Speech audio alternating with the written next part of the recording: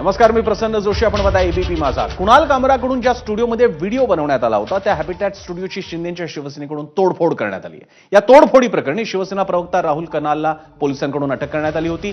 राहुल कनाल यांच्यासह शिवसेनेच्या 11 जणांना न्यायालयीन कोठडी सुनावण्यात आली होती. दरम्यान आता कोठडी सुनावलेल्या सर्व शिवसैनिकांना जामीन मंजूर झालाय. 15,000च्या जात मुचलक्यावर हा जामीन मंजूर झालाय. कुणाल कामराच्या सेटची तोडफोड करणाऱ्या शिवसैनिकांना जामीन मंजूर झालाय.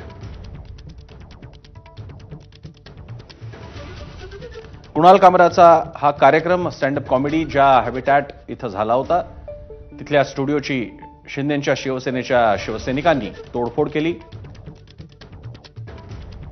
यानंतर त्यांच्यावरती अटक कारवाई सुद्धा झाली होती. मात्र आता त्यांना जामीन मंजूर झालेला आहे. सेटची तोडफोड केल्याप्रकरणी 11 शिवसैनिकांना न्यायालयीन कोठडी सुनावण्यात आली होती.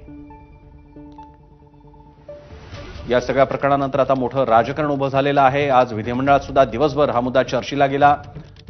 दरम्यान कुणाल कामरानं आपण विधानावर आपल्या कवितेवर ठाम असल्याचं म्हटलं तर मुख्यमंत्री देवेंद्र फडणवीस आणि उपमुख्यमंत्री एकनाथ शिंदे यांनी टीका केली.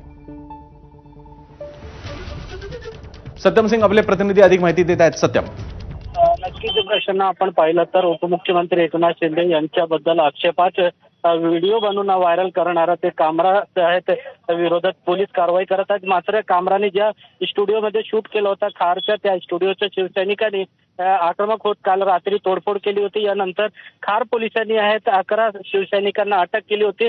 अटक सर्व शिवसैनिकांना आज बँड्रा कोर्टात हजर केल्यानंतर त्यांना जेल कस्टडी झाली. यानंतर यांच्या वकिलांनी आहेत बेल अप्लाय केल्यानंतर त्यांना अवघ्या काही मिनिटापूर्वीच जामीन आहे जो 15,000चा बॉन्डवर मंजूर झाला आहे. आता सर्व शिवसैनिक कोर्टाचे प्रोसिजर केल्यानंतर बाहेर निघतील. प्रशांत, धन्यवाद सत्यम तुम्ही दिलेल्या माहितीबद्दल.